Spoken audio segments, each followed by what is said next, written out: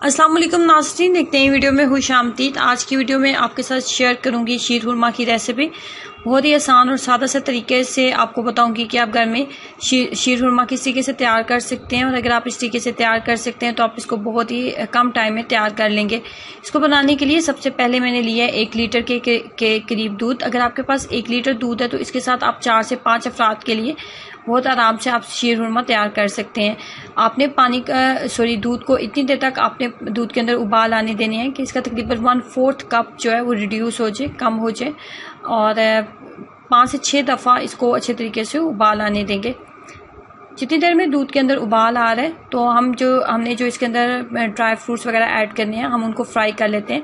उसके लिए 1 टीस्पून के करीब मैंने देसी घी का इस्तेमाल किया है। आप मक्खन का इस्तेमाल कर सकते हैं या नॉर्मल किसी भी घी का इस्तेमाल कर सकते हैं।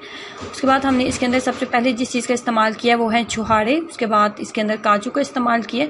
उसके बाद हमने इसके अंदर बादाम इस्तेमाल किए हैं। बादाम के बाद मैं इसके अंदर पिस्ते का इस्तेमाल करूँगी।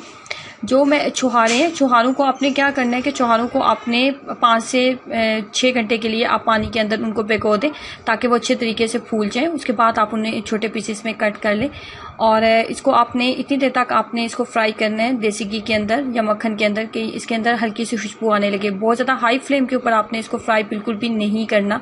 अगर बहुत ज़्यादा हाई फ्लेम के ऊपर इसको फ्राई करेंगे या ये थोड़े से भी जल गए तो इससे आपको इसका टेस्ट अच्छा नहीं आएगा।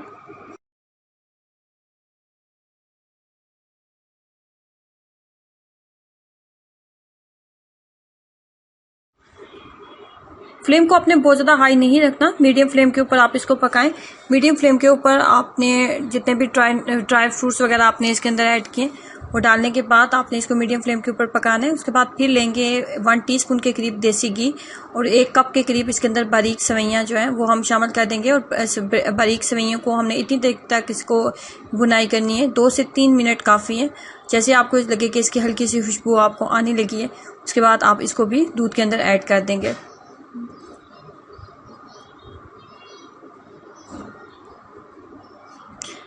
अब हमने इसको इतनी देर तक पकाना है कि दूध थोड़ा सा थिक होने लगे। बहुत ज़्यादा थिक हमने इसको नहीं करना।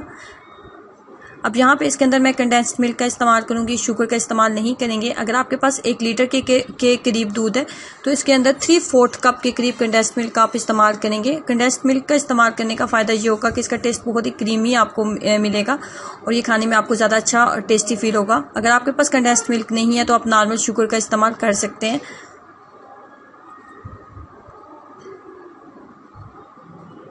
ये काफ़ी हद तक थिक हो गया है। अब यहाँ पे इसके अंदर हम ऐड कर देंगे सब्ज़ इलायची का पाउडर। 1/4 टीस्पून के करीब सब्ज़ इलायची का पाउडर मैं ऐड करूँगी। इसको अच्छे से मिक्स कर लेते हैं और फ्लेम को बंद कर दूँगी। इस तरीके से झटपट आप घर में शीर खुरमा आप तैयार कर सकते हैं। ये बहुत ही आसान और सादा सी रेसिपी है लेकिन खाने में बहुत ही टेस्टी बनती है। आप इसको ज़रूर ट्राई कीजिएगा और अपना एक्सपीरियंस मेरे साथ ज़रूर शेयर करें। खुश रहें, हंसते मुस्कुराते रहें। अल्लाह हाफ़िज़।